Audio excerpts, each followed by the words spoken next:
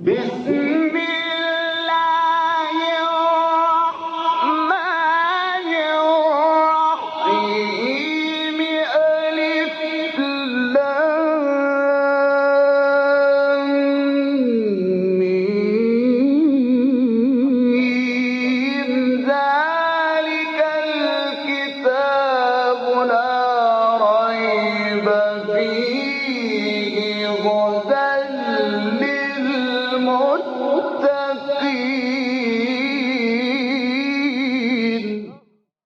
Interpretation of the Holy Quran. Bismillah ar-Rahman ar-Rahim. In the name of Allah, the Beneficent, the Merciful. With the help of Allah, we started to have a brief interpretation of Quran. We reached to chapter Baqara. This chapter is the longest chapter of Quran, and it has 287 verses. It is revealed in Medina, and the longest verse of Quran is in this chapter. And also the best verse of this chapter is Ayatul Kursi. Please listen to verse 29 of this chapter. هو الذي خلق لكم ما في الأرض جميعا ثم استوى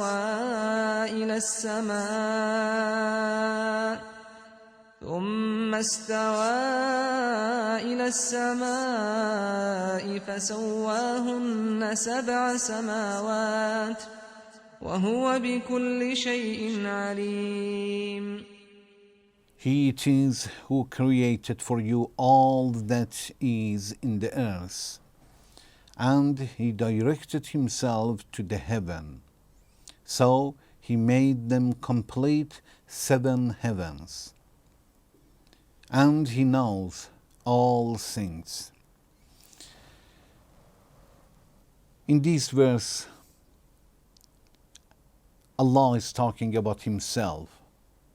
After mentioning in previous verse that Allah said, وَكُنْتُمْ أَمْوَاتًا فَأَحْيَاكُمْ, you were dead and Allah caused you to be alive. Allah gave you life. In this verse, Allah says, هُوَ الَّذِي خَلَقَ لَكُمْ مَا فِي الْأَرْضِ جَمِيعًا. He has created you, and now He has prepared for you everything. Anything you see in the earth, it is created for you. هُوَ الَّذِي خَلَقَ لَكُمْ مَا فِي الْأَرْضِ جَمِيعًا ثُمَّ اسْتَوَى إِلَى السَّمَاءِ. The word of istawa in the dictionary, Arabic dictionary, when we see, it means a person who controls something completely, who has knowledge and who has control on something. It is the meaning of istawa. And here we can say that istawa فَسَوَّاهُنَّ سَبْعَ سَمَاوَاتٍ ثُمَّ اسْتَوَى إِلَى السَّمَاءِ فَسَوَّاهُنَّ سَبْعَ سَمَاوَاتٍ. It means he began to create the heavens. He focused on that. In translation, it says, and he directed himself to the heavens. It means he began to create the heavens. فَسَوَّاهُنَّ سَبْعَ سَمَاوَاتٍ. So he made them complete 7 heavens. Allah has created 7 heavens. First of all, what does heaven means? When we look at different verses of Quran, we will see that the sama has different meaning in Quran.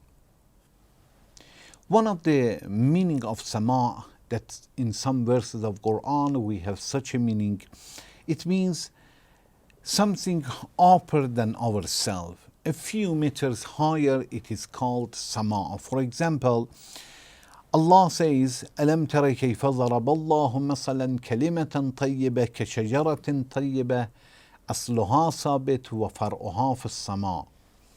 Allah says, have you not considered how Allah sets forth a parable of a good word, كَلِمَةٌ طَيِّبَةً, being like a good tree? Allah says, this is an example and parable that you should think properly.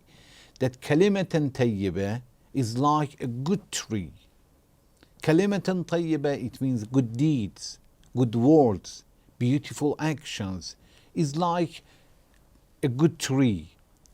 Then Allah says, شجرة طيبة, good tree, how it is.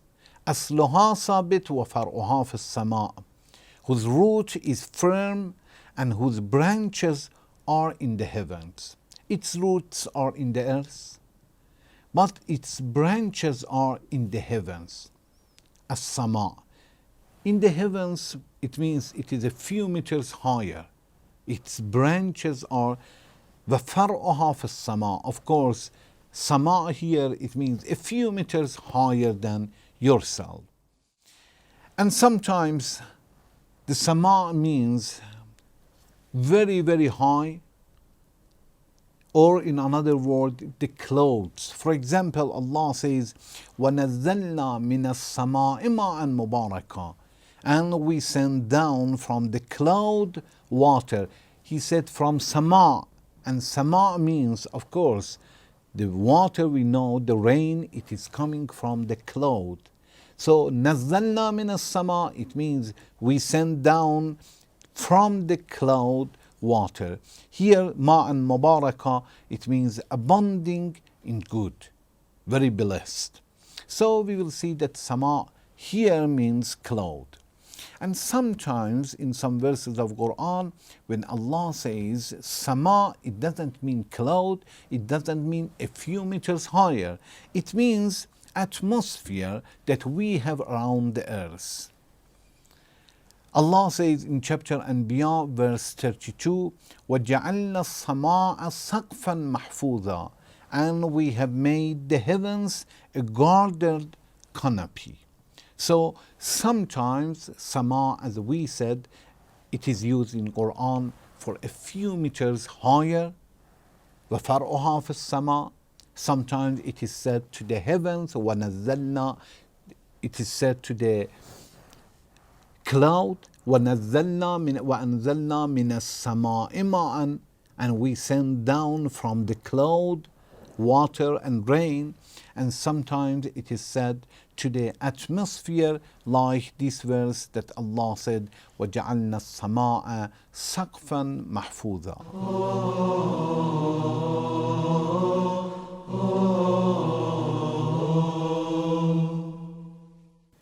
Another issue that Allah says here, Allah says, فَسَوَّاهُنَّ سَبْعَ سَمَاوَاتٍ. سَوَّاهُنَّ سَبْعَ سَمَاوَاتٍ.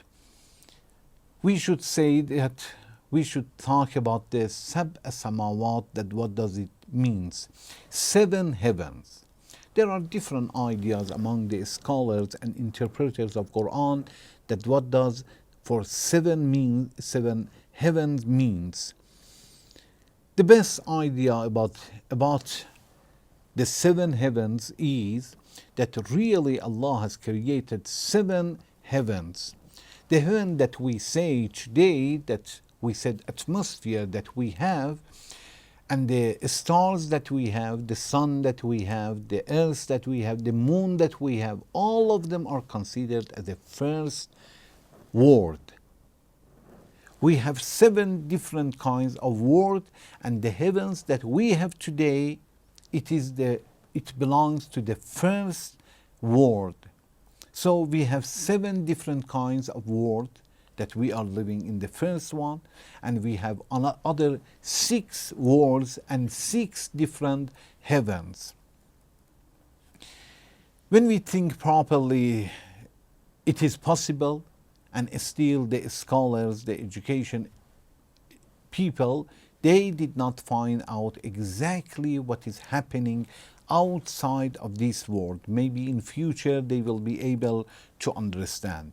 But we can say really there are 7 different heavens, and the one that we have for ourselves, the atmosphere that we have around the earth, it belongs to the first world. As Allah says in chapter Fussilat, verse 12, وَزَيَّنَّا السَّمَاءَ الدُّنْيَا بِمَصَابِيهَا, and we adorned the lower heavens with brilliant stars. Allah says lower heavens. It means if it is lower heavens, we have higher than that, and we have the highest one. So this is the lowest one, the lower than all, and the heavens that we are talking about, it belongs to that, to the lower one. And Allah has decorated with some stars.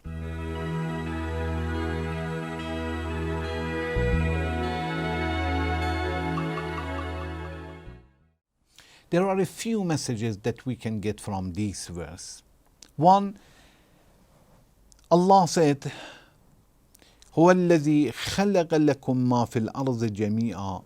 Allah emphasized that everything He has created is for the mankind.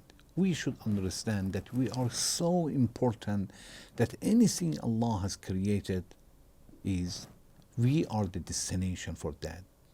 It means we are the goal for that. Of course, for the creation of the human being also there is a goal. But Allah has created everything for us. The mountains, the heavens, the suns, stars, sea, everything. Animals, for the people to enjoy them. So we should understand that definitely there is a goal for the creation of the human being. And in another verse, Allah says, وَمَا خَلَقْتُ الْجِنَّ وَالْإِنسَ إِلَّا لِيَعْبُدُونَ. And I have not created the human beings unless for worshipping. And of course, worshipping itself is not the last goal. And the worshipping is for improvement until we reach to the level that we will be able to control ourselves and to guard ourselves from evil.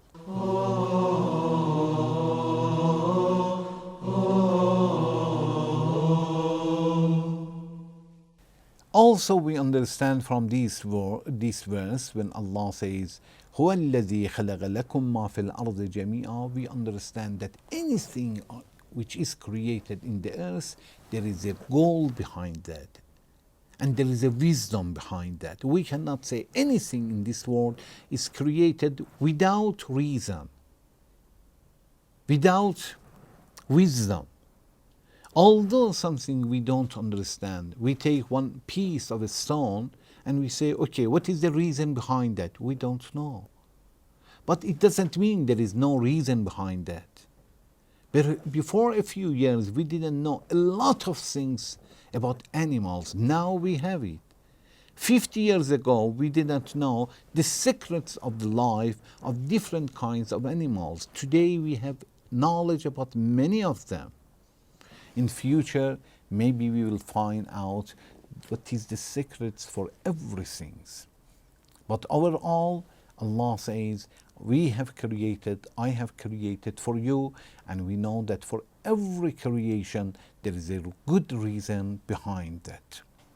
Another message, when Allah says, هو الذي خلق لكم ما في الأرض جميعا. Allah is the one who has created for you anything which is in the earth, all of them. We will understand, brothers, sisters, that the world is created for us. We are not created for the world. We should take benefit of the world. We should not use our life only to achieve the world. We should not spend our best time only to work and work and work. This is wrong. We are not created for working. Everything is created for us. We should take benefit out of that until we will have time and we will be able to improve ourselves. So everything is created for us, but we are not created for this world.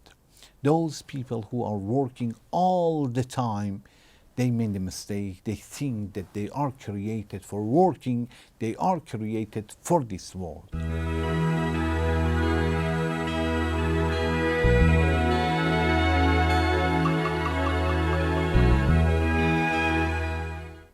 Another message, when Allah says, هو الذي خلق لكم, Allah is the one who has created for you ما في الأرض جميعا, everything in the earth. We understand that nobody can say that this world or this area belongs exactly to me.